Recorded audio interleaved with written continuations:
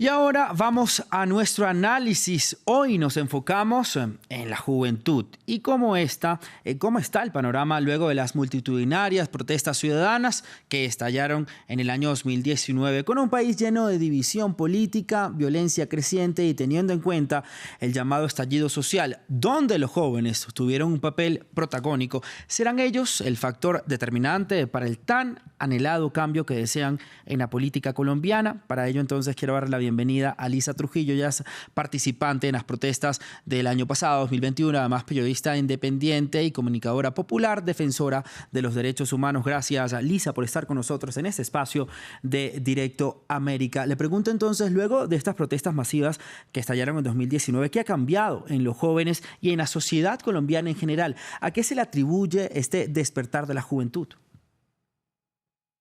Bueno, un gusto estar aquí. Muchas gracias por la invitación.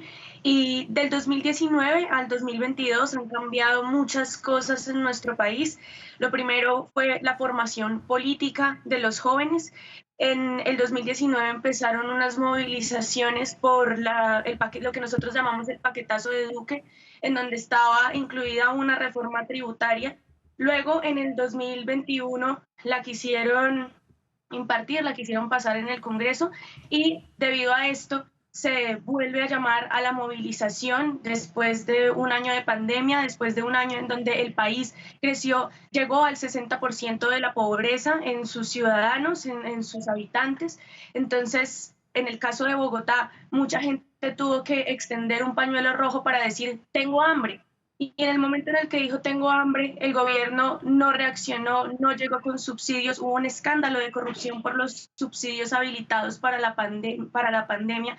Y luego de eso, decirle a esa misma gente que tenía hambre, que tenía que pagar mucho más en la canasta familiar, que tenía que pagar mucho más por los servicios funerarios, pero que se iban a quitar algunos impuestos a, por ejemplo, la compra de armas, generó un descontento generalizado. Y lo que hizo fue que los jóvenes, y no solamente nosotros los jóvenes, sino la gente pobre en general, o la gente que estaba empobreciendo económicamente en el país, saliera a manifestarse. Y cuando eso sucedió, el gobierno no hizo un llamado al diálogo, el gobierno generó unas mesas, pero mientras esas mesas estaban con sus respectivos ministros o delegados, en las calles la policía seguía violentando a la manifestación. Nunca hubo una mirada legítima del gobierno de Iván Duque hacia nosotros como una manifestación en el poder del derecho constitucional de salir a manifestarnos y a reunirnos políticamente para pensarnos un mejor país. Ahora, Lisa, también... 2019, Sí, qué pena te interrumpo para que nos quepan todos los temas que quiero tratar contigo. Esta ha sido una campaña muy dividida, también lo veíamos en el informe, muchísimos candidatos. ¿Qué buscan realmente los jóvenes en estas elecciones legislativas? ¿Creen que esta vez las cosas sí van a cambiar? Nosotros tenemos un sinsabor, porque es que hace 4 años las elecciones fueron manipuladas y el escándalo de los tarjetones, de los formatos E14, estuvieron en todas partes en redes sociales en donde los números fueron alterados y no pasó nada de parte del Consejo Nacional Electoral ni la registraduría y de parte de nosotros tampoco.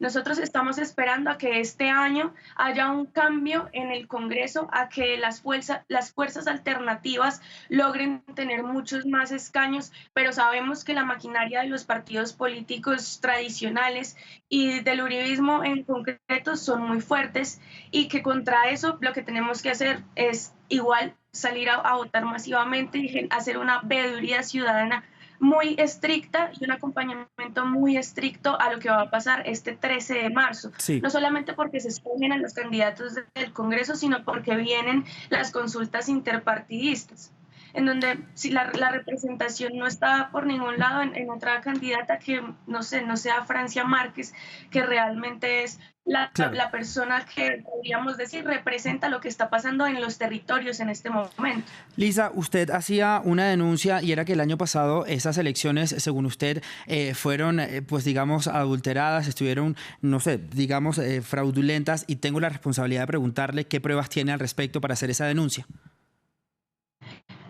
Bueno, las pruebas fueron las fotos que la misma gente que estaba apuntando y que logró tener los formularios subió a Twitter. Eso fue una tendencia hace 4 años y lo más interesante que sucedió es que en este país no pasó nada. De hecho, hoy en día esos formularios se convirtieron en memes o en imágenes que invitan a la reflexión y a la acción de salir a votar y no permitir que suceda lo mismo que hace 4 años en este país.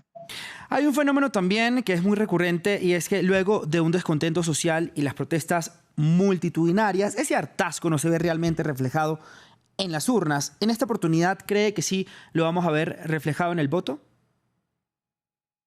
Esperemos que sí. Nosotros estamos haciendo una campaña muy fuerte para que todos estos jóvenes que salieron a manifestarse y todas esas personas de todas las edades que salieron a manifestarse y que están posibilitadas para ir a votar, que son los 18 años en adelante, lo hagan. Lo que sucede es que no es como que nosotros tengamos el descontento o la incapacidad de ir a votar, sino que es muy difícil cuando sabemos a lo que nos enfrentamos, a salir a votar, pero luego ver un formulario que tiene los números alterados y ver unos jurados de votación que lo permiten. Entonces, nosotros vamos a salir a votar. El cambio también que se ha visto es que los jóvenes se han organizado mucho más, se han creado colectivos, se han creado organizaciones, se han creado distintas maneras de poder ponernos de acuerdo. Y una de las cosas en las que estamos de acuerdo es que contra todos los pronósticos debemos salir a votar este 13 de marzo, tanto al Congreso como a las consultas interpartidistas. También el año pasado hubo elecciones para los consejos de la juventud en Colombia. ¿Se sienten representados ustedes, los jóvenes, el colectivo de jóvenes también que estuvo en las protestas con estos comicios que hubo el año pasado?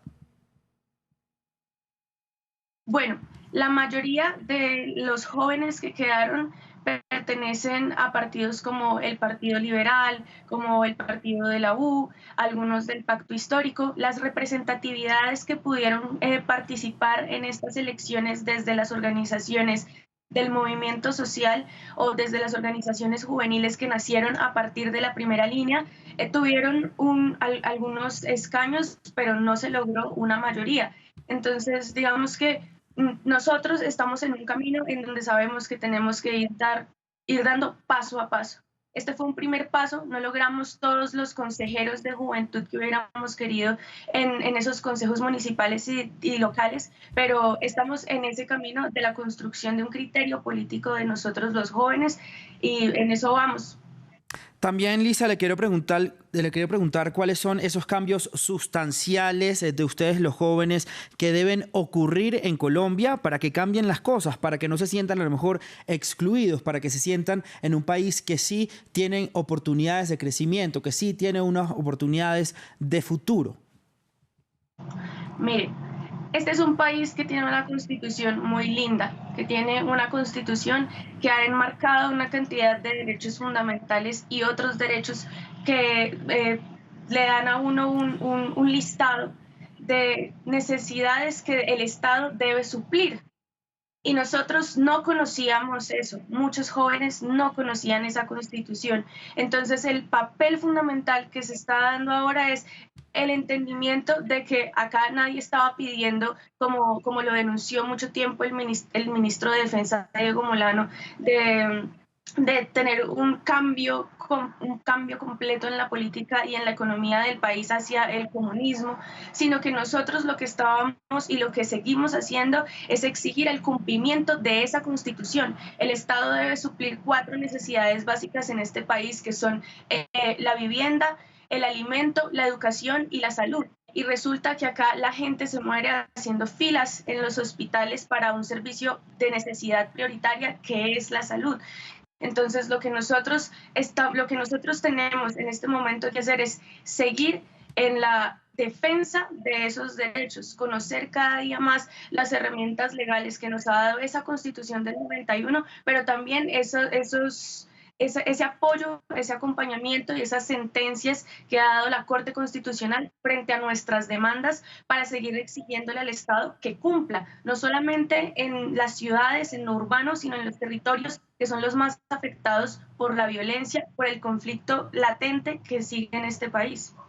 Brevemente, ya para finalizar nuestra conversación, Lisa, le quiero preguntar en conclusión cómo llega entonces la juventud a estas elecciones, muy brevemente.